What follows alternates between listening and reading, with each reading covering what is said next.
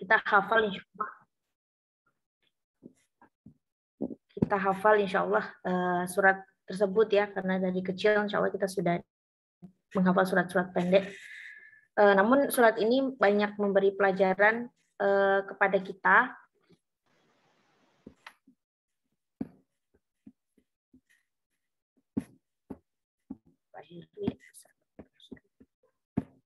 Terutama tentang perintah bersyukur gitu ya. Insya Allah banyak banget kenapa ayat ini yang saya pilih gitu ya. Sebelumnya kan saya tentang surat Alam Nasroh ya, yang memberi kita banyak pelajaran gitu tentang optimisme gitu-gitu. Nah, surat Al-Kautsar ini memberi pelajaran kepada saya pribadi untuk selalu bersyukur gitu ketika apapun yang terjadi, apapun musibahnya, apapun kondisinya, maka yang pertama kali kita lakukan adalah mengingat nikmat Allah yang banyak begitu. Itu yang menjadi latar belakang kenapa saya kemarin waktu diminta untuk menyampaikan, maksudnya memilih ayat, saya memilih ayat ini karena ayat ini cukup diingat, namun pelajarannya cukup besar gitu ya, pelajaran tentang bersyukur karena ustazah saya dulu mengajari bahwa syukur itu adalah perintah ibadah yang pertama kali Allah perintahkan kepada manusia sebelum ibadah-ibadah yang lain.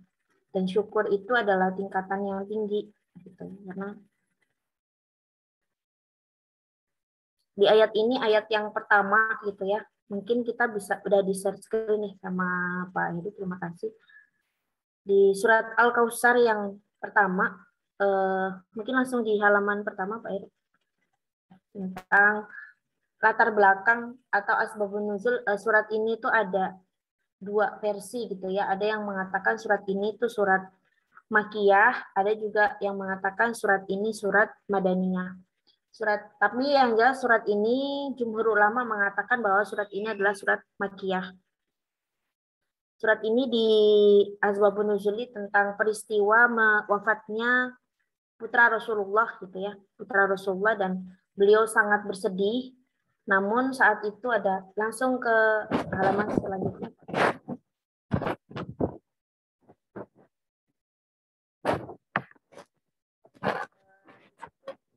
Ketika di dekat Ka'bah itu Rasulullah bertemu dengan As bin Wail. Beliau menghina gitu ya Rasulullah dengan mengatakan abtar gitu. Abtar itu kalau diartikan itu kayak terputus gitu loh, kayak nyukurin gitu. Nyukurin bahwa garis keturunan Rasulullah itu terputus karena putra beliau meninggal, sehingga nasabnya itu terputus karena kan yang bisa meneruskan garis keturunan itu laki-laki.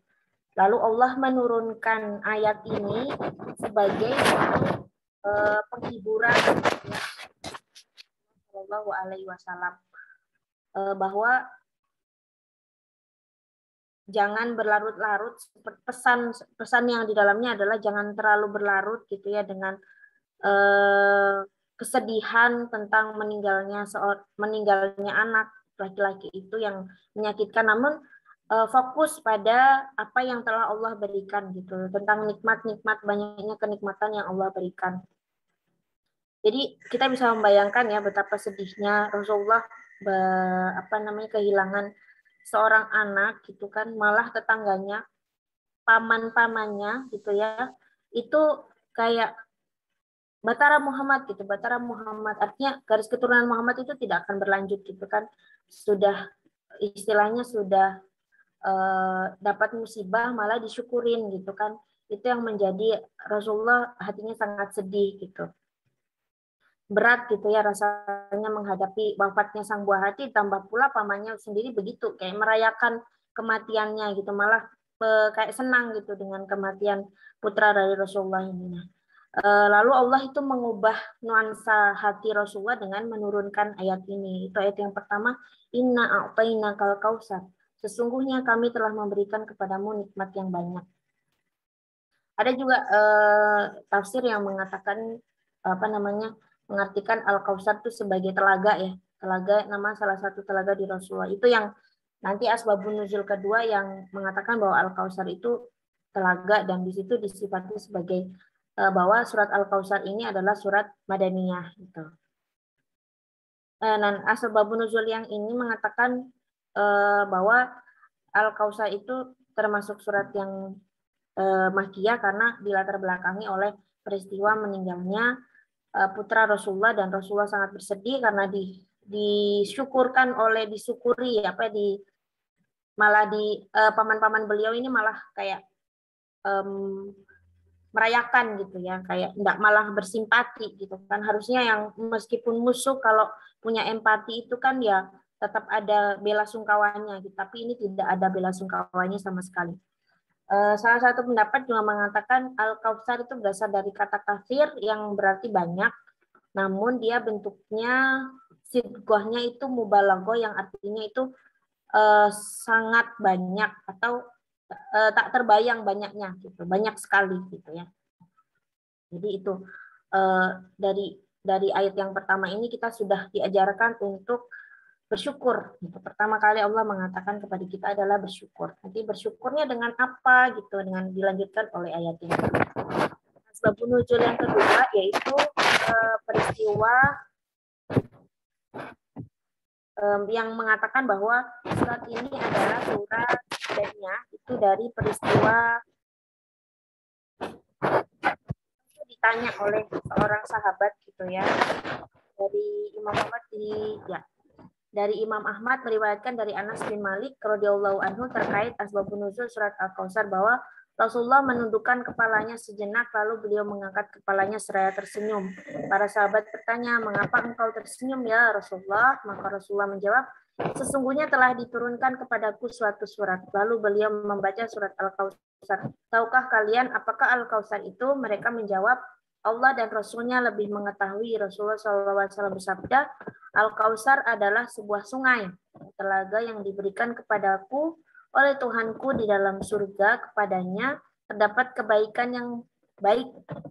Umatku kelak akan mendatanginya di hari kiamat.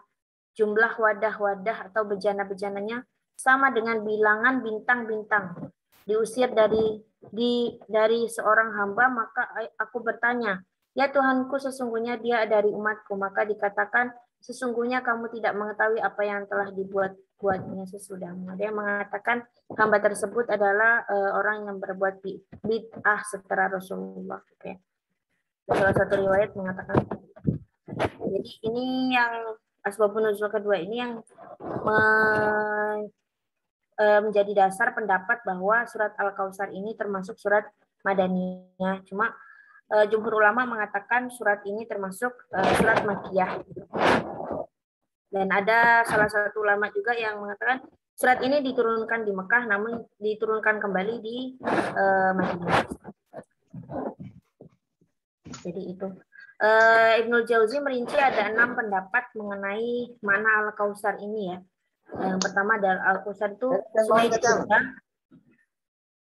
sungai di surga berdasarkan hadis yang diriwayatkan Imam Ahmad tadi. Yang kedua, Al-Kautsar ini adalah kebaikan yang banyak yang diberikan kepada Nabi kita Muhammad SAW. Menurut pendapat Ibnu Abbas. Yang ketiga, surat Al-Kautsar ini adalah ilmu dan Al-Quran. Ya, demikian pendapat Al-Hasan Al-Basri, karena dia dalam Al-Quran itu juga banyak sekali menceritakan ilmu-ilmu dan kenikmatan yang harus kita syukuri juga. Yang keempat, Al-Kautsar ini nubuah atau kenabian, sebagaimana pendapat Ikrimah. Yang kelima, Al-Kautsar ini telaga Rasulullah SAW yang banyak manusia mendatanginya. Dan yang keenam, itu Al-Kautsar itu begitu banyak pengikut dan umat. Demikian kata Abu Bakar bin Aziz. Jadi banyak makna ya dari Al-Kautsar ini. Yang jelas Al-Kautsar ini adalah kenikmatan yang Allah beri gitu ya, baik kepada Rasulullah maupun kepada hamba-hambanya juga. Ajarannya adalah bahwa ketika kita mendapatkan, apalagi di masa sekarang ya, yang tiap detik, tiap saat itu sepertinya berita duka terus yang menyelimuti kita gitu ya, membaca grup WhatsApp berita duka, membaca medsos kita berita duka, maka ketika berita itu datang gitu, selain kita juga berbelasungkawa, kita mendoakan yang kita bersedih ya selayaknya manusia karena kehilangan orang-orang yang kita sayang, kehilangan guru-guru yang kita jadikan panutan, namun kita tetap bersyukur gitu atas nikmat Allah yang banyak dengan kondisi kita mengembalikan kepada kita. Kita yang masih bisa menghirup oksigen tanpa selang gitu ya. Kita yang masih bisa di rumah dengan menghirup udara yang segar. Mungkin Allah sekarang sedang mengambil nikmat kita yang sedikit dengan kita kemana-mana harus pakai masker, apalagi harus double masker ya, yang sangat tidak nyaman gitu. Tapi ya itu salah satu ikhtiar kita. Rasulullah juga mencontohkan ketika wabah dan sebagainya, bagaimana bersikap seperti itu ya. Kita harus menghadapi juga ketika keluarga-keluarga kita yang mencela gitu ya, nggak mau kita keluar, kita harus social distancing dan sebagainya, menghindari banyak kerumunan. Itu kan bagi orang-orang yang tidak percaya dengan wabah ini itu kayak suatu yang hinaan juga seperti itu. Nah, pelajaran surat ini itu menjadi surat yang istimewa bagi saya di saat-saat seperti ini karena menguatkan bahwa apapun keadaannya kita masih harus patut bersyukur dengan nikmat Allah gitu ya, dengan nikmat yang banyak yang Allah berikan kepada kita. Masih banyak sekali nikmat yang Allah berikan kepada kita. Termasuk kecil ya, nikmat kita bisa mencium bau yang mungkin bau-bau tidak sedap yang selama ini kita benci, itu menjadi keistimewaan tersendiri bagi orang yang sakit ya. Mencium bau itu ternyata nikmat yang luar biasa juga gitu. Bisa merasakan asin, pedas, gurih, itu juga nikmat yang luar biasa sekali saat kita menderita dapat qadarullah terkena COVID gitu ya, yang tidak bisa merasa, tidak bisa mencium bau. Ternyata di situ baru kita menyadari bahwa banyak sekali nikmat Allah, Masya Allah, yang Allah berikan kepada kita selama ini yang bahkan luput dari kita syukuri seperti itu. Terus surat ini juga menjadi istimewa teman-teman karena penempatannya ya. Kalau kita runtut dari surat ke 105 gitu, surat Al-Fil ya, merupakan jawaban dari Nabi Ibrahim agar kota Mekah tetap dalam keadaan damai. Itu kan peristiwa Al-Fil ya, salah satu peristiwa juga yang menandai kelahiran Rasulullah, dan saat itu ada pasukan Abraha ya, pasukan gajah yang menyerang. Namun Allah mengirimkan burung-burung ababil untuk menjaga kota Mekah dan terutama menjaga Ka'bah itu sendiri. Yang kedua, surat Al-Quraisy, surat ke-106, itu menjadi jawaban juga Nabi Ibrahim agar kota Mekah tetap sejahtera. Sampai sekarang ya, Masya Allah, kita kota Mekah kan bumi, langit, manusia, maka ini padang tandus ya, yang kalau kita kemarin ya sebelum pandemi kita sempat ke Mekah, itu betapa makmurnya di sana gitu ya, bangunan-bangunannya, dan Masya Allah gitu ya, airnya gitu ya, bahkan air laut bisa diolah menjadi air yang bisa kita minum, tuh Masya Allah. Itu salah satu doa-doa dari Nabi Ibrahim yang membuat kota Mekah itu tetap kota sejahtera bahkan sampai sekarang ya, ribuan tahun setelah beliau berdoa itu. Yang surat ke-107, surat Al-Ma'un, itu menerangkan bahwa orang yang berkuasa di kota Mekah kala itu tidak berkompeten, yaitu orang Quraisy ya. Mereka tidak memenuhi persyaratan menjaga Ka'bah karena menyembah berhala. Dan surat Al-Kautsar ini, surat ke-108, menerangkan bahwa Rasulullah yang merupakan penjaga Ka'bah yang tepat, dan Allah memerintahkan untuk sholat dan berkurban, di mana ini merupakan ringkasan dari yang diajarkan oleh Nabi Ibrahim gitu ya, kan peristiwa kurban itu dari peristiwa Nabi Ibrahim ya, pelajaran dari Nabi Ibrahim dan Nabiullah Ismail gitu, yang Allah memerintahkan Nabi Ibrahim untuk menyembelih Nabi Ismail seperti itu, dan ternyata ada pelajaran berharga di sana, ketaatan seorang hamba gitu ya. Allah menguji ketaatan seorang hamba di sana, dan itu kayak runtut gitu ya. Semua dari surat ke-105 sampai surat ke-108 kalau kita pelajari tafsir dan sebagainya, itu termasuk surat-surat yang runtut gitu, surat-surat tentang bagaimana mulianya kota Mekah ini dan para penjaganya. Siapa yang pantas jadi penjaganya, bagaimana Allah menjaga kota Mekah ini tetap damai, bagaimana kota ini dibuat Allah menjadi kota yang sejahtera seperti itu ya.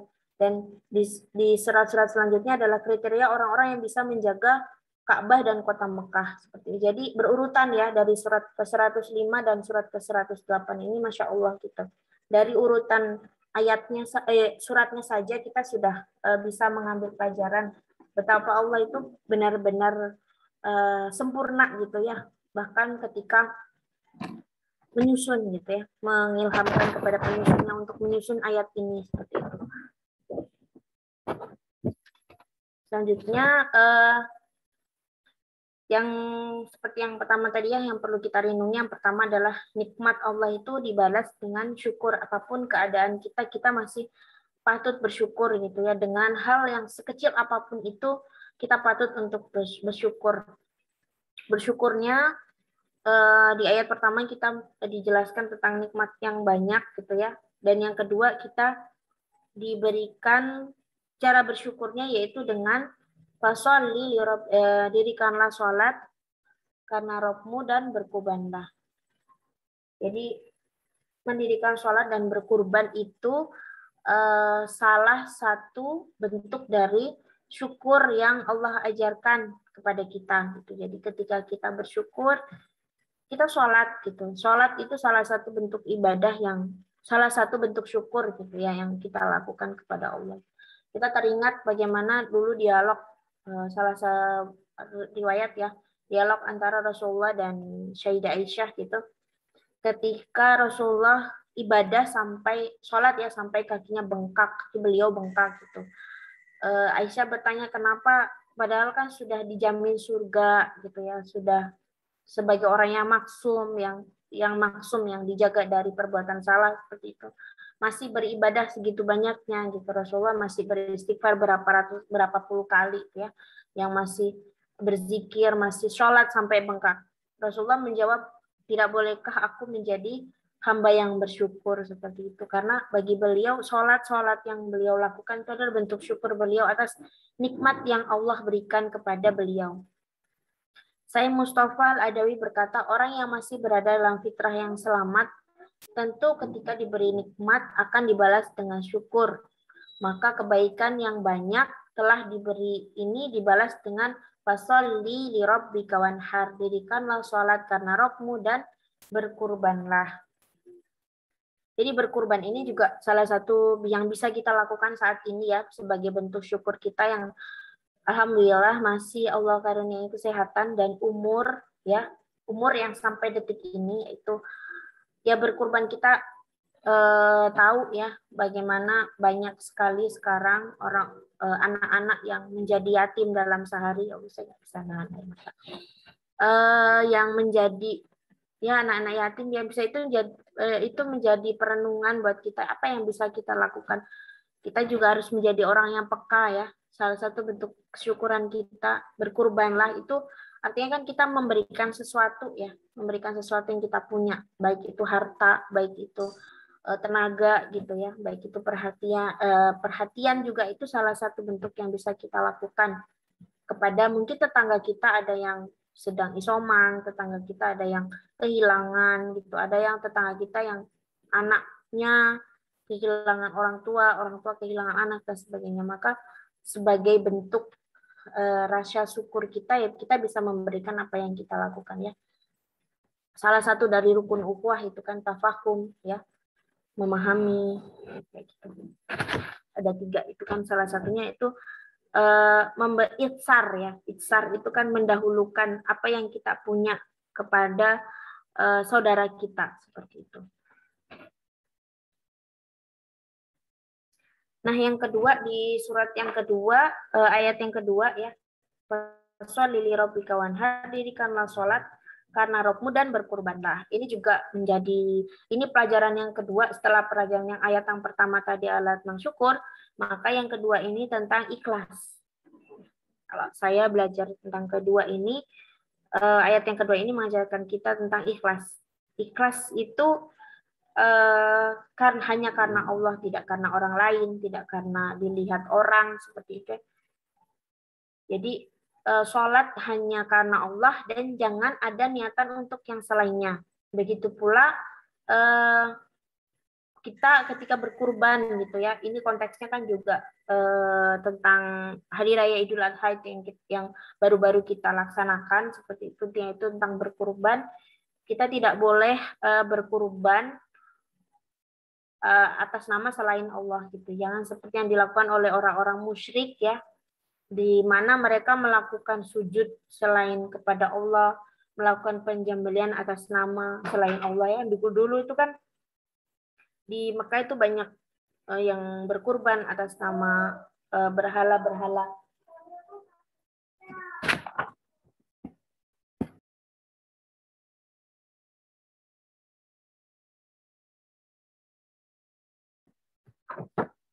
Jadi itu ya, apa namanya, tentang orang-orang musyrik ya, di mana dulu mereka selalu melakukan sujud selain Allah dan melakukan penyembelihan atas nama selain Allah gitu.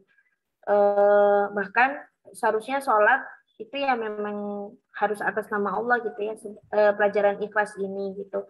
Sebagaimana Allah berfirman dalam surat Al-An'am ayat 162 sampai 163, Qul inna sholati wa nusuki wa mahyaya wa mamati lillahi rabbil alamin la syarika lahu wa bidzalika umirtu ana minal awwalil muslimin. Ini menjadi doa iftitah kita ya. Salah satu doa kita kan ada yang inna sholati wa nusuki wa mahyaya ini. Sungguhnya sholatku, ibadahku, hidupku dan matiku hanyalah untuk Allah Rabb semesta alam, tiada sekutu baginya. Dan demikian itulah yang diperintahkan kepadaku dan aku adalah orang yang pertama-tama menyerahkan diri kepada Allah. Jadi pelajaran yang kedua yaitu tentang ikhlas, bagaimana kita melakukan segala sesuatu itu hanya untuk Allah. Sholat kita, ibadah-ibadah yang lain ya, termasuk sedekah kita gitu. Sedekah sekarang itu kan banyak cobaannya ya gitu, ketika medsos itu ya kadang gitu menjadi cobaan kita untuk apakah kita mau memamerkan sedekah atau tidak gitu. Kalau yang hatinya benar-benar sudah bisa manajemen gitu ya tentang sedekahnya, boleh itu untuk memotivasi teman-teman yang lain apa yang sudah dilakukan. Tapi kalau yang hatinya masih mungkin takut untuk goyah, untuk ria, ya sebaiknya sedekah yang paling baik itu kan yang sembunyi-sembunyi seperti itu ya.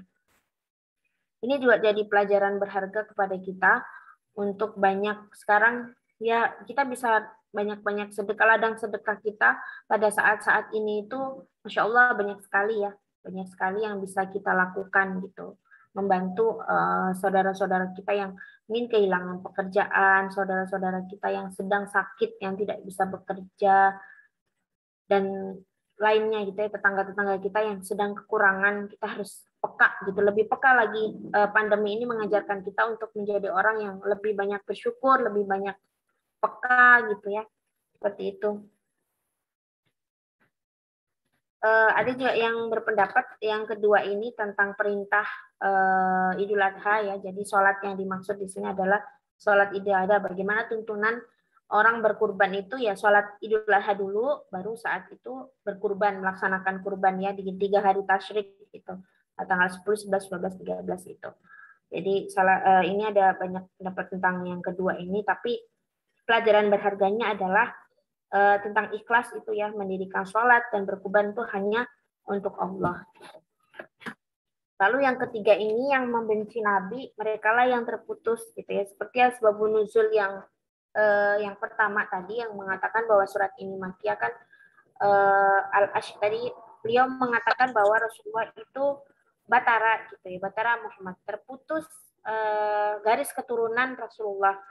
Di sini Allah menjelaskan ya kepada Nabi, langsung menurunkan ayat ini bahwa yang membenci Nabi, yang mengatakan terputus, itulah yang akan terputus.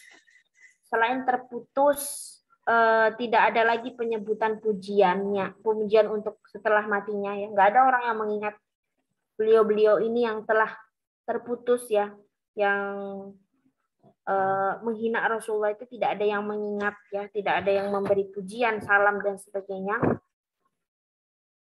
Dan orang-orang Quraisy menyatakan garis keturunan mereka juga terputus gitu ya. Yang masih terus sampai sekarang diberi pujian itu kan Rasulullah gitu ya. Jadi salah satu yang terputus yaitu pujian terhadap mereka. Setelah mati itu tidak ada yang memuji. Ada juga Ibnu Jauzi mengatakan bahwa yang dimaksud abtar itu juga terputus dari kebaikan gitu. Di sini banyak tentang kata-kata abtar gitu ya. Kalau Ikrimah berkata bahwa yang dimaksud abtar adalah bersendirian gitu. As-Saudi mengatakan bahwa dahulu jika ada seseorang yang anak laki-lakinya meninggal dunia, maka disebut abtar atau batar. Makanya tadi kan batara seperti itu. Ketika anak laki-laki Rasulullah SAW meninggal dunia, orang Quraisy mengatakan batar Muhammad terputus gitu. Jadi makanya ketika Rasulullah sedih, Allah menurunkan ayat ketiga ini ya, disambung dengan ayat ketiga ini bahwa kamu tidak akan terputus gitu ya.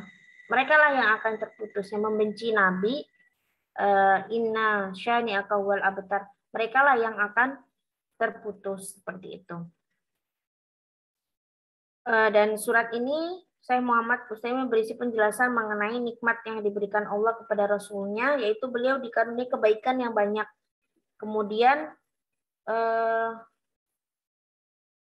siapa yang membenci Rasulullah SAW dan membenci satu saja dari ajaran beliau, merekalah yang nanti terputus, yaitu tidak akan mendapatkan kebaikan dan barokah. Gitu. Kita juga ini pelajaran kepada kita, penghina-penghina Rasulullah itu kan Allah limpahkan, bahkan banyak sekali ya yang sudah diperlihatkan gitu kepada kita. Orang-orang yang menghina Rasulullah itu Allah hinakan juga di dunia gitu ya. Allah hinakan juga namanya gitu, bahkan yang baru-baru peristiwa yang karikatur itu ya, yang di Prancis ya, nggak salah. Itu kan langsung Allah dihujat satu dunia gitu ya. Dia dihujat satu dunia tentang karena membuat karikatur tentang Rasulullah itu tadi. Seperti itu salah satu yang betapa Allah itu memuliakan Nabi gitu ya. Dialog-dialog dalam Al-Quran itu Masya Allah gitu ya, kita bisa mengambil pelajaran dari ini, dari Al-Quran, dari dialog-dialog bagaimana peristiwa-peristiwa yang melatar belakangi begitu ya. Allah selalu memberi hiburan gitu kepada Rasulullah ketika Rasulullah ini dalam keadaan sedih, Rasulullah dalam keadaan yang berat gitu ya. Allah menurunkan hiburan. Maka ini juga bisa menjadi pelajaran buat kita, salah satunya ketika mungkin ada orang-orang terdekat kita yang kehilangan gitu ya, putranya, kehilangan orang tuanya, kehilangan saudaranya, bagaimana kita bersikap. Maka kita bisa menghibur dengan memberi hiburan gitu ya kepada dia, bagaimana menguatkan dia untuk tetap bisa tegar gitu. Itu yang bisa kita lakukan saat ini gitu. Makanya kenapa ayat ini tuh Masya Allah buat saya pribadi gitu ya, karena ini sebagai kayak tuntunan gitu loh kepada kita, apa yang bisa kita lakukan saat pandemi ini. Selain bersyukur, selain ikhlas, kita diajarkan untuk bagaimana cara menghibur saudara-saudara, orang-orang di sekitar kita yang kehilangan, orang-orang di sekitar kita yang mungkin ringnya udah nggak jauh ya. Kalau mungkin saat dulu pertama kan orang jauh-jauh gitu. Tapi sekarang kan sudah di lingkaran-lingkaran terdekat kita gitu ya. Teman-teman saya gitu yang dulu teman-teman ngaji gitu. Sekarang satu persatu isoman di rumah. Gitu. Satu persatu ada yang kehilangan orang tuanya, ada yang kehilangan suaminya begitu ya. Bagaimana sikap kita menghibur gitu. Allah mengajarkan kepada kita lewat surat ini gitu. Bagaimana salah satu pelajaran yang bisa kita lakukan gitu ketika ada saudara di sekitar kita yang kehilangan. Allah mengajarkan kita dengan surat ini, gitu. Surat yang mengingatkan kita untuk selalu bersyukur, gitu. Ya dengan cara dan bahasa kita ya, bahasa-bahasa pendekatan kita kepada orang-orang tersebut, gitu. Semoga itu menjadikan kita menjadi orang yang benar-benar kelak akan menjadi saksi gitu ya di akhirat, di pihak mana kita saat pandemi ini gitu. Kita belajar dari dialog semut dan cicak ketika Nabi Ibrahim dulu akan dibakar gitu ya. Cicak ini kan menghina semut ya, kenapa kamu menyiram, padahal kan tidak akan bisa padam dengan siramanmu itu karena kecil ya semut. Tapi semut mengatakan, saya melakukan ini memang saya tahu gitu kalau saya menyiram ini tidak akan membuat api menjadi padam, tapi setidaknya ini akan menjadi saksi, menjadi saksi gitu ya, menjadi persaksian oleh Allah bahwa saya di pihak mana gitu. Termasuk sikap kita di pandemi ini gitu ya. Kita di pihak mana? Apakah kita pihak yang menyebarkan hoax atau kita pihak yang peduli dengan saudara-saudara kita gitu. Setidaknya dengan mengajari mereka tentang berita yang benar itu salah satu bentuk yang bisa kita lakukan, salah satu bentuk kesyukuran ya yang bisa kita lakukan, dan bentuk berkurbannya tadi gitu kan. Ketika orang mendapatkan kebaikan dan petunjuk yang benar dengan apa yang kita lakukan kan, dengan apa yang kita berikan itu kan menjadi sesuatu yang luar biasa gitu, menjadi pertolongan juga bagi dia gitu ketika mengalami masa-masa sulit seperti itu. Itu teman-teman semuanya, sholawat dan salam semoga tercurahkan kepada Nabi kita Muhammad SAW hingga yaumil akhir nanti, dan kita termasuk hamba-hambanya yang bisa meminum ya air dari telaga Al-Kautsar itu gitu. Kita bukan termasuk dari hamba-hamba yang tertolak seperti itu. Kan di hadisnya tadi ada yang menyatakan ada sebagian yang tertolak meminum air dari telaga Al-Kautsar itu karena bid'ah yang dilakukan di di saat hidupnya seperti itu. Semoga kita Allah hindarkan dari itu ya teman-teman semua, kita bisa menghadapi dan insya Allah bisa keluar dari pandemi ini. Pelajaran lain dan paling berharga gitu yang bisa kita lakukan sebagai bentuk syukur kita adalah tetap belajar dan mengkaji Al-Quran ya di sela-sela waktu kita, karena guru-guru kita, asatidz kita, ya ustadz-ustadz kita Allah panggil gitu.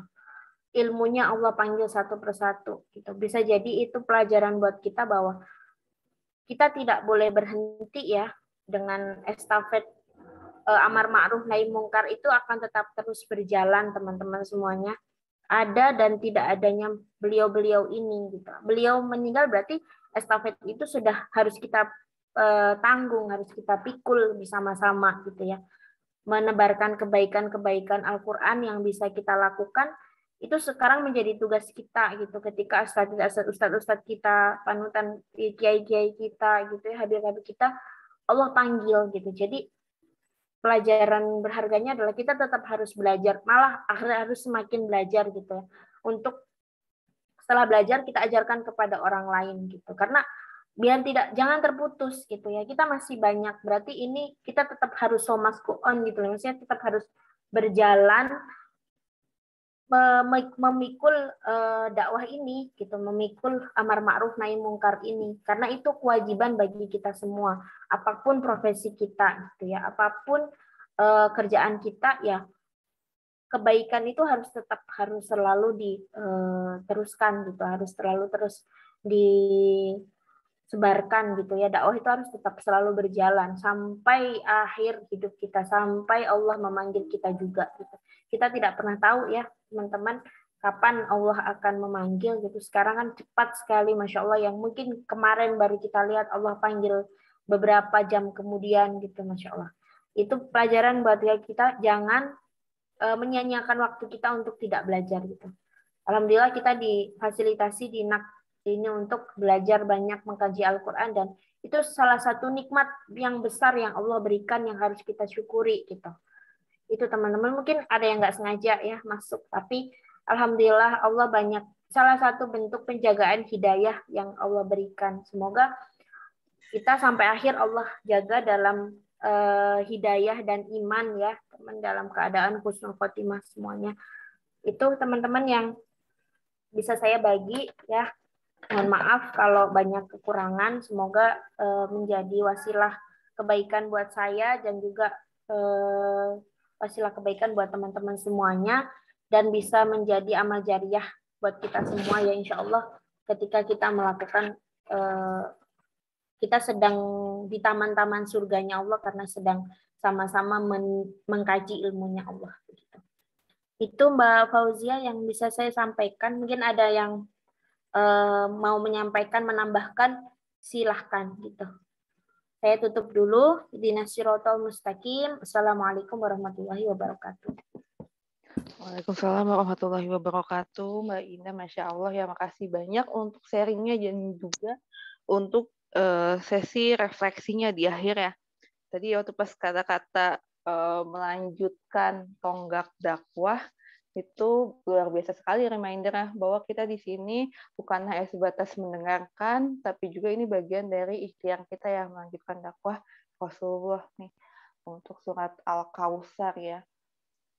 Dan juga menjadi panduan juga nih dalam kita menyikapi pandemi.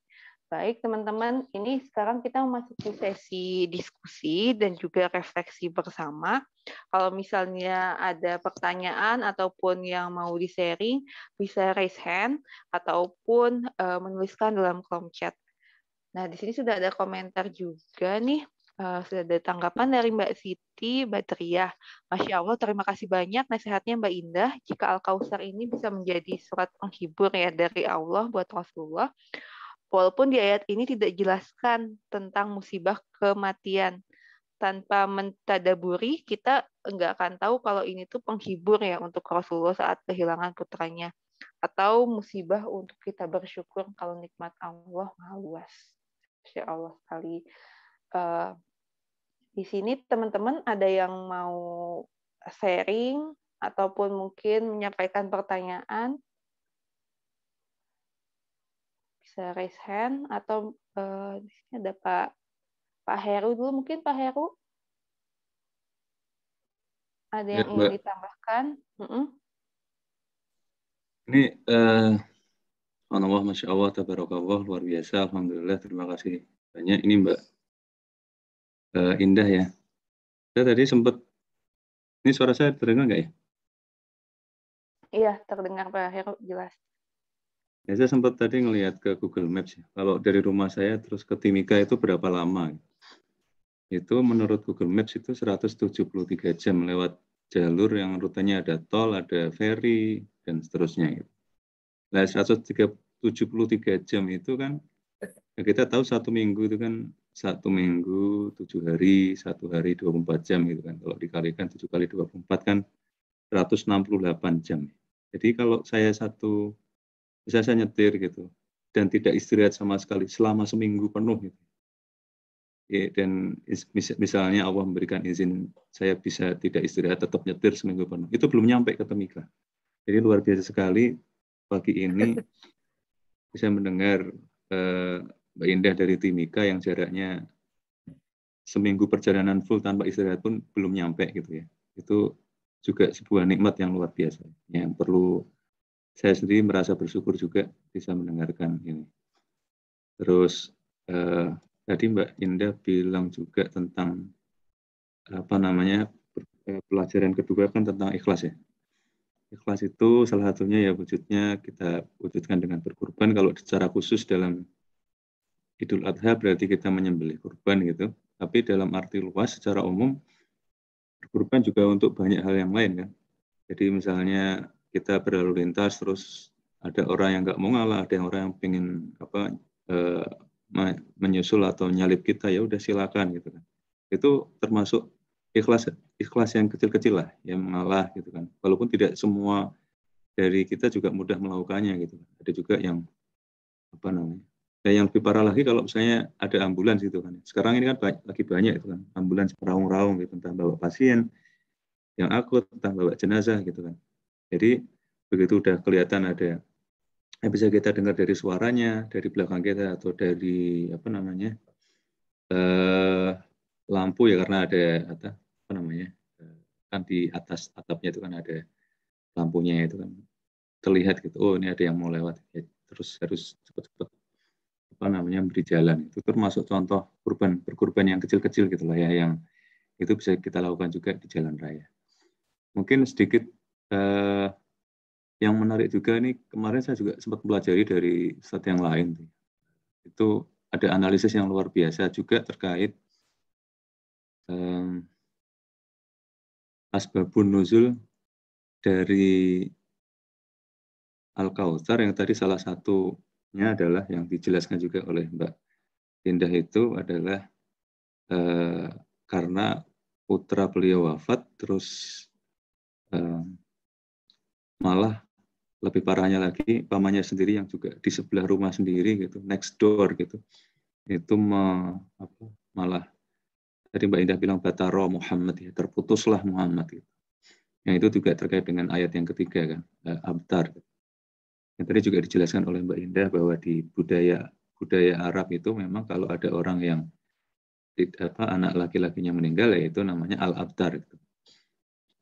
Nah, yang menarik itu sebenarnya apa sih rencana Allah terhadap Rasulullah yang memang boleh dibilang tidak dikaruniai anak laki-laki. Ini kan menarik sebenarnya.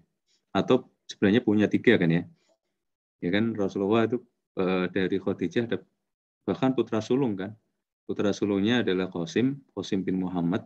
Makanya dulu juga, atau kita kenal juga Rasulullah sebagai Abul Qasim. Terus yang kedua itu adalah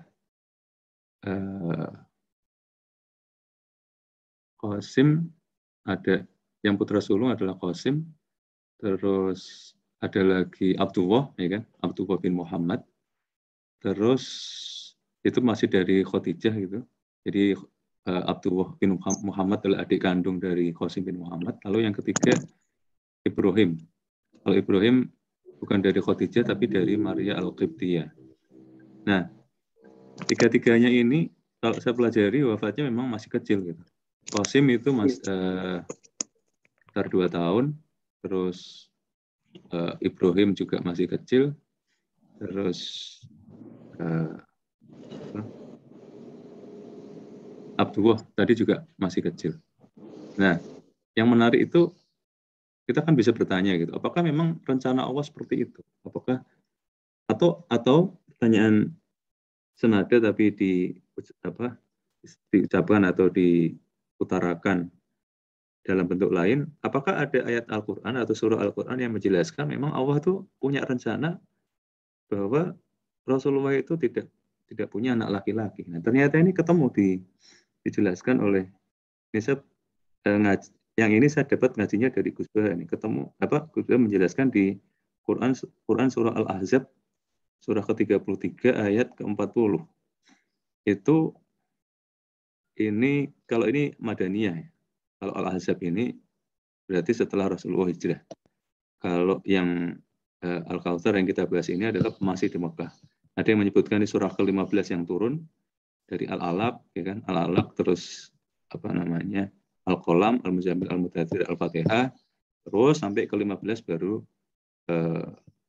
Al-Kautsar ini. Walaupun tadi juga Mbak Indah menyebutkan bahwa ada juga yang berpendapat bahwa ini adalah Al-Kautsar adalah Madaniyah. Tapi kalau Al-Ahzab ini Madaniyah. Jadi maka Muhammadun aba ahadin min rijalikum. Jadi ini yang di surah Al-Ahzab surah ke-33 ayat 40. Maka Muhammadun aba ahadin min rijalikum. Ma itu bukan karena adalah Muhammad, aba itu ayah, ahadin dari siapapun juga, min rijalikum dari laki-laki di antara kalian. Jadi memang Allah sendiri memang sudah punya rencana berarti bahwa ayat ini akan turun kan, pasti ayat ini akan turun gitu. Dan akhirnya Al-Ahzab ayat 40 ini turun di Madinah, dan disitulah Allah menegaskan bahwa Muhammad itu bukanlah bapak dari laki-laki di antara kamu. Kenapa hikmah dari ini? Ya, salah satu yang menjadi hikmah adalah kalau Islam itu kalau ada anak laki-laki gitu, maka para sahabat itu pasti merasa nggak enak, dan kepemimpinan setelah Rasulullah akan dilanjutkan oleh anak laki-laki dari Rasulullah. Para sahabat pasti nggak akan merasa enak, pasti akan diteruskan oleh dzurriyyatnya gitu. Nah, salah satu pendapat menyatakan bahwa kalau seperti ini caranya, kalau pakai dinasti-dinastian seperti ini, pakai monarki-monarkian seperti ini, maka Islam itu nggak akan tumbuh sampai sekarang. Maka ini adalah salah satu yang juga perlu kita coba. Kita bisa melihatlah banyak bukti. Kalau dinasti-dinasti, monarki-monarki itu habis di tengah jalan. Ini juga kemarin karena Menteri Agama mengucapkan syukur terhadap salah satu hari besar dari umat Bahaiyah gitu kan. Itu kemarin sempat seru juga itu di medsos, yang akhirnya ada juga tinjauan khusus terhadap agama Bahaiyah. Ini juga agama yang tidak luput dari monarki-monarkian dan dinasti-dinastian gitu kan. Diteruskan oleh anaknya gitu. Nah itu ya wallahu alam, tapi saya kok yakin bahwa ini ya nggak akan bertahan lama, dan dia menganggap bahwa yang terakhir itu bukan Rasulullah Muhammad gitu. Terus Al-Quran versi mereka juga dibedah yang lebih ringkas dan juga lebih ngawur, itu nggak, nahwu dan sorofnya udah nggak jelas. Terus orang Arab sendiri juga bilang bahwa bahasa Arabnya berantakan gitu. Nah itu tapi berasal dari dinasti dan monarki-monarkian. Dan bersyukurnya kita Islam ini diteruskan, ya kita tahu Abu Bakar juga bukan anaknya Rasulullah gitu kan. Umar, Utsman dan Ali juga seperti itu. Ya walaupun juga masih ada hubungan kerabatan melalui pernikahan dan seterusnya, tapi yang jelas Islam ini tidak diteruskan secara monarki-monarkian atau dinasti-dinastian. Ini juga sebuah rasa syukur, dan sampai sekarang Islam bisa tumbuh dan kita juga bisa menikmatinya. Terus dan Islam dan iman adalah kenikmatan terbesar. Dan kalau saya juga pelajari dari statistik, Islam itu kan dari tadinya tahun 571 Masehi katakanlah hanya Rasulullah yang Islam gitu kan, belum disebarkan kemana-mana, sampai sekarang menjadi agama yang boleh dibilang terbesar di dunia kalau umat Kristiani itu kita pisahkan antara Kristen dan Katolik.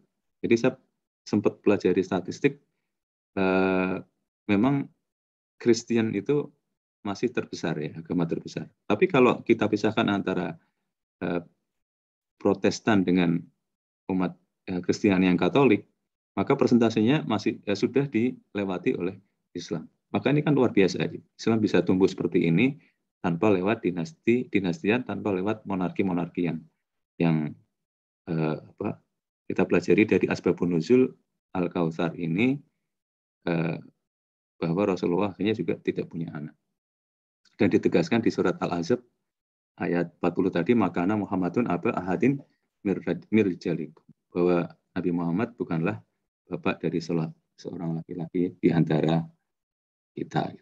Akhirnya itu sedikit tambahan dari saya untuk makin memantapkan rasa syukur kita terhadap pertumbuhan Islam, dan itu tidak luput juga dari asbabun nuzul dari Al-Kautsar. Terima kasih Mbak Indah, sekali lagi juga Mbak Fauzia juga. Silakan Mbak. Ya, makasih untuk tambahannya ya, jazakallahu khairan. Untuk Pak Heru, dari segi insight-nya, ya salah satu nikmat yang nggak kita sadari juga ya untuk Islam ini, alhamdulillah kita untuk bisa terus belajar. Nah, di sini udah ada yang raise hand juga dari Kak Ai Kamil. Ya, baik. Ya, bisa disampaikan Kak, silakan. Ya, terima kasih Mbak Faiza. Assalamualaikum warahmatullahi wabarakatuh. Suara saya terdengar jelas? Iya, waalaikumsalam Kak, kedengaran jelas. Ya, baik. Terima kasih banyak Mbak Indah atas sharingnya pagi hari ini. Masya Allah, ini salah satu surat favorit karena pendek, namun terus terang saya baru pagi ini nih terbuka gitu wawasannya, jazakillah Jazakillahu khairan katsiran. Yang mau ditanyakan pertama adalah ayat kedua tentang fasoli li rabbika wanhar. Di situ kan arti dari wanhar adalah berkurban ya. Saya sempat dengar juga, bukan dari kajian tapi dari ada yang obrolan gitu ya dengan teman-teman yang sudah mentadabburi ayat ini. Apakah kurban di sini itu hanya simbolis bahwa perintah Allah adalah laksanakan sholat dan beribadahlah gitu, atau ini betul-betul literally refernya kepada kurban selayaknya yang diajarkan oleh Nabi Ibrahim gitu. Terus kedua, kalau boleh mohon izin boleh ditampilkan lagi tadi paparan slide yang ada runutan asbabun nuzul surat-surat sebelumnya ya, kalau nggak salah ada dari ada 100 surat 100 berapa tadi? 105, 106, 107. Nah, itu ini saya dan saya kan juga teman-teman di sini kan sama-sama sedang berusaha untuk mempelajari anatomi Quran dan ingin memahami Quran itu sebenarnya seperti apa ya caranya. Nah, ini mungkin boleh dari Indah atau mungkin dari sahabat-sahabat Indonesia di sini sharing gitu ya. Kalau kita nggak ada kajian seperti ini kan kita nggak tahu nih penempatan surat Al-Kautsar ternyata ada runutan gitu dari surat 105, 106. Dan ini sebenarnya kalau dari bahasa anak muda sekarang kan ini mind blowing banget gitu ya, dan sayangnya kalau kita hanya berpaku kepada terjemahan biasa dan membaca begitu aja ini tidak tersampaikan. Nah, mungkin boleh bagi tipsnya gitu kan, selain dari mungkin kita bisa menyimak kajian Bayyinah TV Ustadz Mak gitu, atau mungkin kajian Ustadz Mak itu sebenarnya ada nggak sih metode untuk menemukan ternyata surat ini tuh saling berkaitan. Jadi ketika kita membaca surat Al-Kautsar, setelah itu coba kita buka juga surat ini. Apakah ada semacam saya nggak ngerti ya, apakah ada kitab ulama imam yang pernah membahas direktori ini gitu. Semoga pertanyaannya tidak ingin membingungkan. Itu saja cukup. Terima kasih. Assalamualaikum warahmatullahi wabarakatuh. Waalaikumsalam warahmatullahi wabarakatuh. Makasih pertanyaannya, Kak. Mungkin bisa langsung dijawab ya sama Mbak Indah. Tadi yang pertama tentang kurban, sama yang kedua tentang urutan Quran. Ya, Mbak Fuzi, dengan keterbatasan ilmu saya, insya Allah.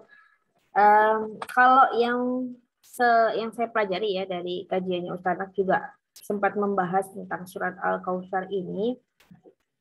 Beliau mengatakan bahwa salat ini secara umum ya, berkurban itu tentang beribadah seperti itu. Makanya saya tadi menjelaskan kan selain tata cara berkurban yang ada di pelajaran di Idul Adha gitu ya, yang kita rayakan di Idul Adha tentang berkurban itu setelah sholat dulu, dan sholat di sini juga ada yang mengatakan bahwa sholat Idul Adha gitu ya, sholat Idul Adha itu baru melaksanakan kurban. Ada yang mengatakan pendapat bahwa berkurban ini tentang beribadah gitu. Jadi beribadah kan dalam setiap banyak surat itu kan berkurbanlah dengan harta dan jiwamu gitu ya. Di Al-Qur'an itu kan banyak kita menemukan gitu kalau kita membaca ayat yang mengandung makna berkurbanlah dengan harta dan jiwamu. Berkurbanlah di situ dikatakan berkurbanlah dengan harta dan jiwamu. Artinya kan berkurban di sini bentuknya tidak hanya kita menyembelih hewan seperti itu. Di sini kan juga tidak dikatakan menyembelih hewan gitu ya. Cuma kan ini menjadi salah satu sebab petunjuk kita untuk salah satu panduan untuk Idul Adha. Dan berkurban di sini diartikannya juga luas gitu. Kalau kita meruntut di ayat-ayat sebelumnya itu kan berkorban dengan harta dan jiwamu. Harta ini ya bisa berupa apa aja yang kita punya gitu.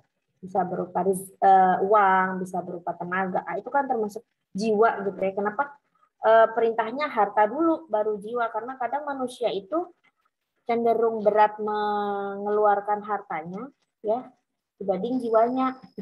Maksudnya lebih berat ketika apalagi dalam keadaan yang susah gitu ya, untuk mengeluarkan harta itu menjadi sulit gitu, apalagi orang yang banyak ya itu kesulitan dalam bersedekah gitu kan, masih banyak orang juga yang begitu sulit untuk bersedekah gitu.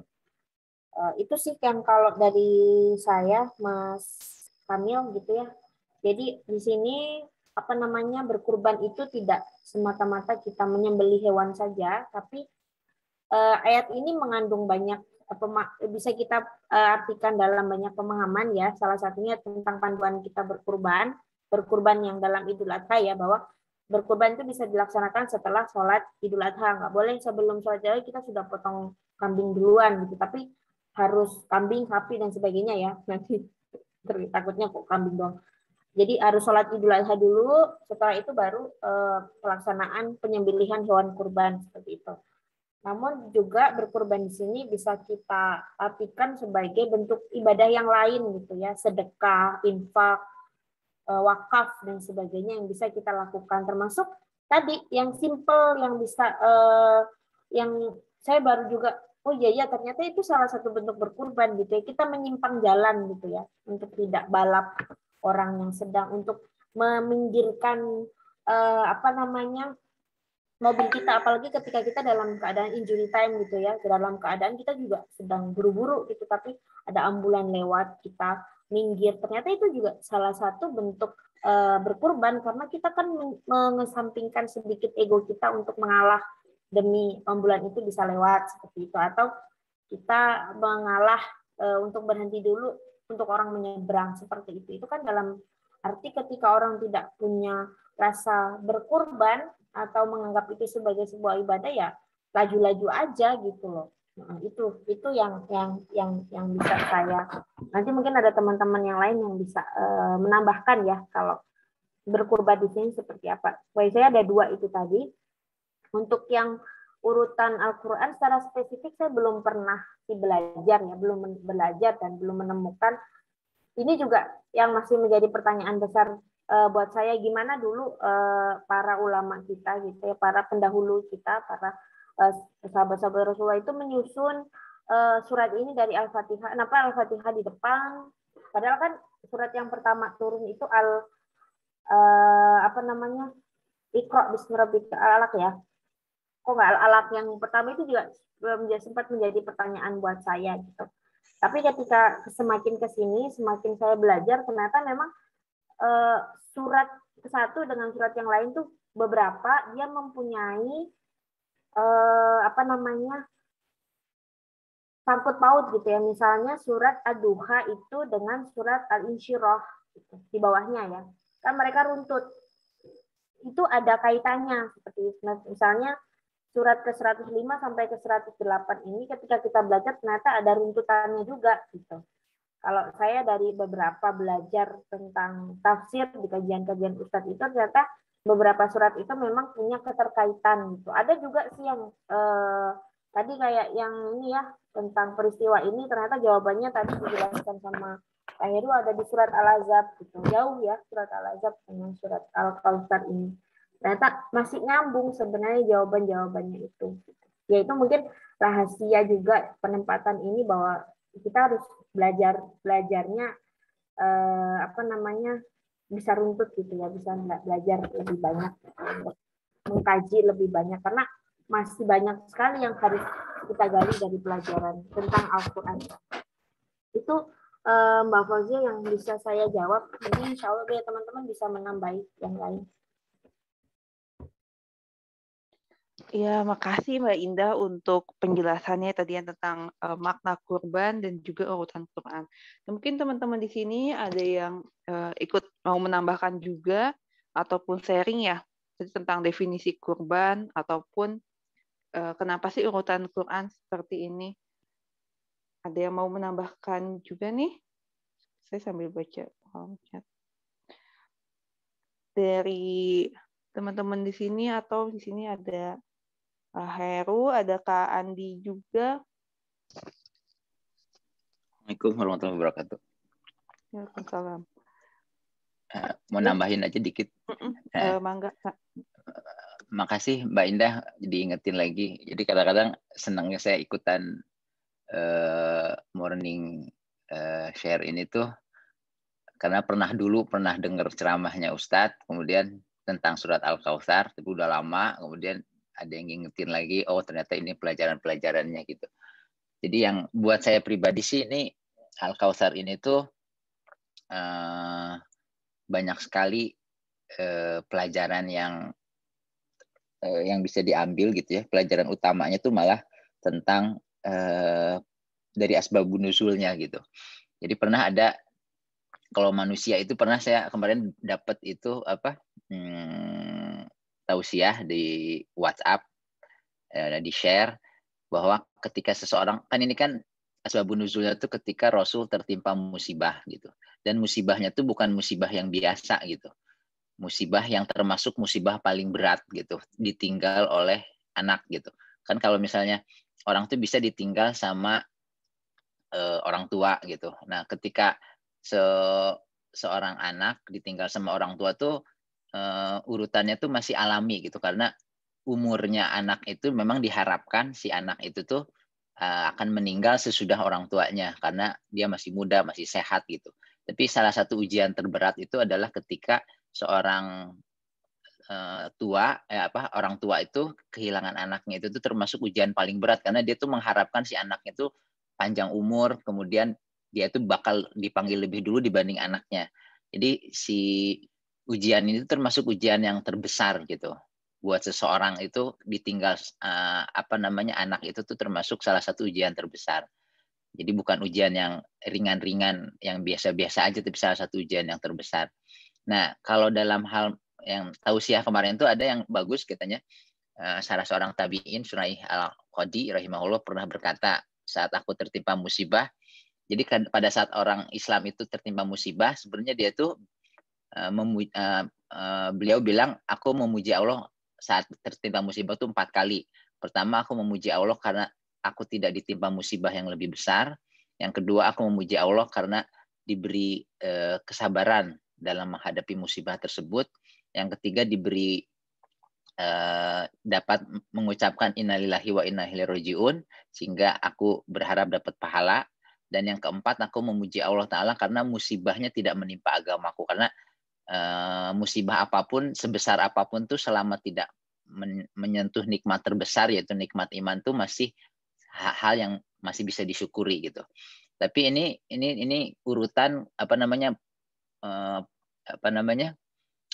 pujian yang diberikan kepada Allah ketika kita dapat musibah gitu. Tapi pelajaran dari Al-Kautsar ini tuh levelnya lebih tinggi lagi gitu.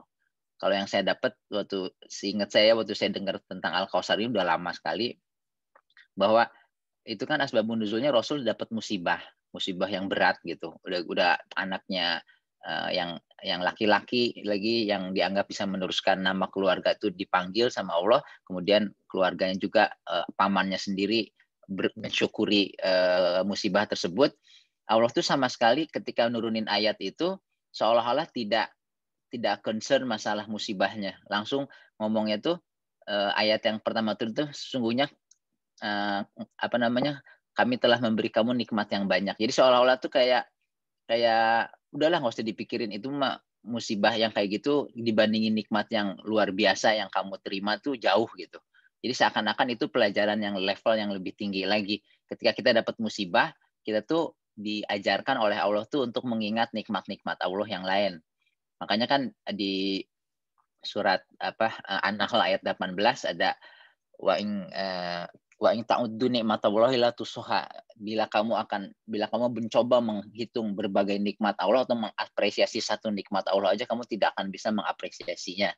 Jadi satu nikmat aja itu tidak bisa kita apresiasi. Ketika kita kehilangan satu nikmat, masih banyak ribuan nikmat yang lain, yang jutaan nikmat yang lain yang tidak bisa kita yang belum kita apresiasi. Makanya ketika levelnya itu lebih tinggi lagi dibandingkan yang yang disebutkan sama tabiin tadi. Ketika dapat musibah kita bersyukur kepada Allah 4 kali, tapi sebenarnya Allah tuh mengajarkan sama kita, kalau kita dapat musibah, ingatlah nikmat-nikmat Allah yang lain yang masih melekat sama kamu gitu. Sementara kalau kamu berusaha menghitung nikmat-nikmat Allah tuh kamu tidak bisa menghitungnya gitu. Terus ada tambahan lagi nikmat dari Allahnya yang salah satu surat yang yang sangat menginspirasi juga yang pernah dibahas Ustadz Noman tuh, la in syakartum lazidanakum wa la in kafartum inna adzabillahi syadid gitu. Jadi kalau kita bisa mengapresiasi sedikit nikmat Allah ini dari begitu banyak nikmat, Allah tuh janji pasti saya akan tambah lagi gitu. Jadi itu salah satu nikmat yang luar biasa lagi dari Allah, bahwa ketika kita bisa mensyukuri salah satu nikmat Allah aja, sedikit aja, itu tuh pasti akan ditambah lagi nikmatnya. Jadi ini pelajaran utamanya itu malah itu menurut saya, ketika kita dapat musibah, Allah mengajarkan kepada Rasul dan otomatis kepada umatnya juga, pada saat kamu ketimpa musibah tuh ingat nikmat-nikmat Allah yang lain yang masih belum kamu apresiasi. Dan itu tuh nanti kalau kamu bisa mengapresiasi nikmat tadi, maka Allah akan menambahkan nikmatnya lagi, tuh pasti akan ditambah dalam berbagai keberkahan dan sebagainya gitu. Nah ini tuh nikmat ini tuh banyak. Jadi maksudnya kita tuh diajarkan untuk selalu jadi orang yang bersyukur gitu. Kalau surat Al-Kautsar ini apapun kondisinya. Makanya yang saya terkesan itu salah satunya ketika Ustadz Noman bahas bahwa Nabi Nuh yang berdakwah 950 tahun itu, Allah tuh mengatakan bahwa Nabi Nuh itu adalah sesungguhnya dia adalah innahu kana abdan syakuro gitu. Sesungguhnya dia adalah hamba Allah yang banyak bersyukur. Kalau kita kan ingatnya tuh, kalau kebayangnya kalau orang yang berdakwah 950 tahun tuh pasti orang yang luar biasa kesabarannya. Tapi sama Allah diungkapkan bahwa yang paling menonjol dari Nabi Nuh itu, yang ingin kalian ambil pelajaran dari Nabi Nuh itu adalah bahwa dia adalah hamba Allah yang banyak bersyukur gitu. Jadi memang si Al-Kautsar itu luar biasa pelajarannya, tapi memang kita harus melihat si asbabun nuzulnya, baru pelajaran itu keluar. Kalau inna atoinakal Kautsar aja sepertinya plain aja, bahwa sesungguhnya kita tuh diberi nikmat yang banyak. Jadi Rasul diberi nikmat yang banyak, kita juga sebagai umatnya dapat nikmat yang banyak gitu. Jadi itu tuh kalau nggak lihat asbabun nuzulnya, kayak yang pelajarannya tuh nggak lengkap gitu. Nah terus satu lagi mungkin cara bersyukur yang paling utama dari segala macam cara bersyukur itu disebutkan di ayat keduanya, yaitu sholat. Ya, jadi sholat itu tuh yang sama Allah yang kita jalankan sehari minimal 5 kali, itu tuh bentuk mengingat Allah gitu ya, tapi juga bentuk syukur kita kepada Allah gitu. Karena ketika kita Allah mengingatkan diberi nikmat yang banyak, maka sholatlah gitu. Fasholli li rabbika wanhar. Jadi itu tuh menunjukkan bahwa Allah ingin memberikan pelajaran sama kita bahwa dari begitu banyak ibadah yang bisa kita lakukan sebagai bentuk rasa syukur yang begitu banyak, itu adalah nomor satunya tuh sholat gitu. Kadang-kadang kita tuh sholatnya ya masih harus banyak diperbaiki pastinya, tapi salah satu yang bisa jadi insight tuh ketika kita sholat itu kita mensyukuri bahwa diberi nikmat waktu, diberi kesadaran, diberi hidayah, masih tetap bisa sholat. Nah itu juga bagian dari nikmatnya, ketika kita diberi nikmat yang banyak, salah satu nikmat iman, kita tuh masih diberi nikmat juga untuk sholat juga gitu. Terus yang sedikit tentang tadi ada pertanyaan dari Mas Kamil kalau nggak salah, yang tentang kurban sendiri. Ini tuh yang terakhir itu satu lagi tentang pelajaran Al-Kautsar ini, kalau nggak salah tuh ada pelajaran bahwa apa sih Al-Kautsar itu sebenarnya gitu. Al-Kautsar itu ada yang menurut Ibnu Abbas itu adalah, pendapat Ibnu Abbas itu kebaikan yang banyak yang diberikan pada Nabi kita Muhammad SAW, dan ada juga pendapat dari Hasan Al-Basri yang bilang bahwa Al-Kautsar itu adalah nikmat terbesar dari Nabi Muhammad. Kan banyak sekali nikmat dari sampai sekarang namanya disebutkan yang tidak terputus, maksudnya yang ayat ketiga bahwa kalau kita tuh mengandalkan anak kita untuk meneruskan nama keluarga, Rasulullah tuh tidak ada anak laki-lakinya, tapi namanya tuh sampai akhir zaman akan terus diulang-ulang, bahkan berdampingan sama Allah. Tapi menurut Ibnu Abbas itu sebagian dari nikmat kebaikan banyak yang diberikan kepada Rasul, dan yang terbesar dari yang diberikan kepada Rasul menurut Hasan Al-Basri itu adalah Al-Quran. Jadi itu juga berlaku buat kita, bahwa kita tuh diberi nikmat yang begitu banyak. Nikmat terbesarnya adalah iman, dan bagian terbesar dari iman itu adalah kita diberi kenikmatan untuk mempelajari Al-Quran. Nah masalahnya kadang-kadang kita tuh mempelajari Al-Quran tuh yang masih kurang kurang bagusnya tuh kita tuh memilih-milih ayatnya gitu. Jadi kita tuh pengen ayat yang populer aja, kita tuh pelajari ayat-ayat yang menyentuh hati aja gitu. Padahal sebenarnya Allah tuh menurunkan seluruh ayat Quran itu benar-benar semuanya itu dari ayat pertama sampai ayat terakhir, dari Al-Fatihah sampai An-Nas, itu tuh semua ada pelajaran yang bisa kita ambil untuk kehidupan kita gitu, untuk jadi pelajaran untuk semua. Jadi makanya saya sangat bersyukur saya diberi kesempatan masuk ke komunitas ini, ketemu sama ceramah-ceramah Ustadz Noman Alikan, dan salah satu yang paling saya syukur itu saya itu ada di Bayyinah TV itu ada bahasan Al-Quran dari Al-Fatihah sampai An-Nas, baik yang concise terutama, terus ada yang deep perlook-nya juga untuk beberapa ayat tertentu, surat tertentu. Itu tuh harusnya tuh kita tuh punya azam gitu. Jadi saya pribadi sih, saya pokoknya selama saya masih hidup, saya tuh harus bisa nyelesain si seluruh pesan Allah dalam Quran ini dari A sampai Z, dari Al-Fatihah sampai An-Nas, gimana urutannya terserah. Pokoknya itu yang harus saya pelajari sebagai nikmat terbesar si Quran ini gitu. Kadang-kadang saya pikir kalau kita nonton semua ceramahnya Ustadz Noman di YouTube juga kita nggak akan bisa punya gambaran yang menyeluruh terhadap Quran. Satu-satunya cara yang bisa kita tahu itu tuh kita harus pelajari semua ayatnya, termasuk ayat-ayat yang sepertinya tidak relevan. Kayak misalnya ayat tentang talak, ayat tentang jangan menceraikan seorang ibu yang hamil. Nah, itu tuh pasti ada pelajaran-pelajaran yang lain. Nah, tentang yang pertanyaan yang tentang berkurban itu, apakah berkurban dibatasi khusus hanya berkurban pada saat Idul Adha aja? Ini saya ingat perkataan Ustadz Noman waktu itu. Sekarang tuh saya lagi nonton surat Al-Kahfi, concise commentary Al-Kahfi. Yang menarik pas di perluknya tuh ada alhamdulillahillati anzala ala abdihi kitaba gitu. Jadi bahwa kenapa Allah memilih kata kitaba di surat Al-Kahfi ayat 1 itu, karena si kitab ini tuh menunjukkan satu buku yang urutannya itu sudah fix gitu. Sejak di Lauh Mahfuz itu urutannya dari Al-Fatihah sampai An-Nas itu udah fix. Bahkan pilihan katanya, urutan ayatnya, urutan suratnya itu semua udah ada pelajaran yang bisa kita tarik, yang Allah berikan sama kita, termasuk pilihan katanya. Kenapa?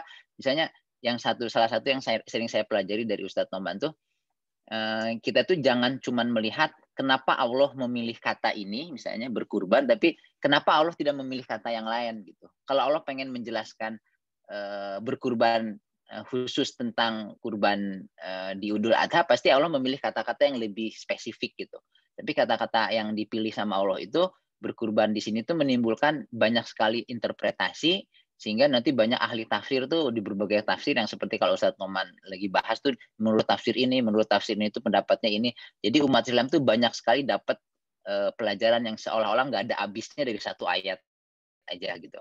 Nah, kemudian tentang kaitan surat satu sama lain, memang yang tadi berhubungan dengan kitabah tadi, urutan dari misalnya surat Al-Kahfi, sebelumnya surat Al-Isra, sesudahnya surat Maryam, itu tuh semua tuh ada pelajarannya. Kenapa sama Allah ditempatkan seperti itu, dan kalau kita menggalinya, insya Allah akan dapat pelajaran kenapa-kenapanya gitu. Mungkin itu yang bisa saya tambahkan sedikit, moga-moga membantu. Kalau ada kekurangan, mohon maaf. Enggak, terima kasih Mbak Indah. Ya, makasih untuk tambahannya ya, Pak Andi.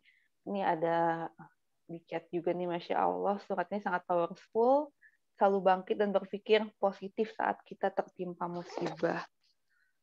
Dan alhamdulillah ya, teman-teman, tanpa terasa ini udah jam 7, dan kita langsung saja kali ya mendengar dari Mbak Indah untuk penutupnya nih. Kalimat penutupnya, nasihat ya, apa sih yang bisa kita refleksikan nih di kehidupan sehari-hari. Semoga teman-teman pelajaran sharing saya hari ini, mohon maaf sebelumnya ya, banyak yang kurang gitu. Insya Allah ini menjadi reminder buat saya untuk terus belajar, seperti kata Mas Adi tadi ya, harus punya azam untuk bisa menyelesaikan, membaca terjemah aja itu masih sulit ya bagi sebagian besar kita untuk menghatamkan dari Al-Fatihah sampai An-Nas. Semoga ini menjadi awal pelajaran kita ya di tanggal di awal bulan ini insya Allah ini, dan juga ini sudah mau memasuki bulan Muharram juga, itu insya Allah menjadi penyemangat buat kita semua. Dan surat ini menjadi surat yang selalu mengingatkan kita untuk apapun yang terjadi dengan kita harus mengingat nikmat Allah yang banyak. Apapun yang kita lakukan, ibadah itu lakukan hanya semata-mata karena Allah, dan percayalah bahwa Allah itu selalu bersama kita gitu. Allah tidak pernah meninggalkan hambanya. Allah selalu bersama kita apapun yang terjadi dengan kita. Pandemi ini mengajarkan kita untuk selalu menjadi orang yang peka, menjadi orang yang banyak bisa berkurban buat orang lain. Insya Allah. Itu Mbak Fauziah. Terima kasih. Assalamualaikum warahmatullahi wabarakatuh. Waalaikumsalam warahmatullahi wabarakatuh, Mbak Indah. Terima kasih banyak jazakallahu khairan kasiran ya untuk sharingnya. Dan sekarang jauh-jauh nih dari Timika, alhamdulillah ya dengan adanya internet ini kita bisa belajar bersama dari Mbak Indah, dan juga rasa syukur juga nih, nikmat juga tuh kita bisa belajar Al-Quran, dan alhamdulillah juga dipertemukan ya dengan teman-teman di sini untuk saling belajar. Nikmat itu termasuk juga bertemu dengan teman-teman komunitas Anak Indonesia. Alhamdulillahirabbil alamin. Mau mengingatkan juga ya teman-teman ya, Story Morning ini ada di setiap Minggu pagi jam 5.30. Insya Allah minggu depan kita bertemu lagi di bahasan Story Morning berikutnya. Dan juga ini selaku moderator, mohon maaf jika ada kesalahan kata. Dan berterima kasih banyak nih untuk Mbak Indah, untuk teman-teman yang sudah hadir, dan juga tadi untuk teman-teman yang sudah sharing ya. Ada Pak Heru, ada Kak Ai, ada Kak Andi. Dan juga tadi ada pertanyaan juga dari Kak, dan tanggapan juga dari Kak Siti. Dan baik teman-teman, insya Allah kita bertemu lagi di pekan depan. Dan untuk sebagai penutup, mari kita lanjutkan sholawat kepada Rasulullah. Dan juga doa akhir majelis. Subhanakallahumma wa bihamdika astaghfiruka wa atubu ilaik. Alhamdulillahirabbil alamin. Baik teman-teman, terima kasih banyak. Semoga kita diberikan kesehatan, kesembuhan juga, perlindungan dari Allah, dan juga ini ya, tetap istiqomah dan semangat untuk berazam belajar Al-Quran. Baik, makasih banyak ya Mbak Indah dan teman-teman semuanya. Sampai bertemu lagi pekan depan. Assalamualaikum warahmatullahi wabarakatuh. Waalaikumsalam warahmatullahi wabarakatuh. Jazakallahu khairan. Jazakallahu khairan kasiran Mbak Indah.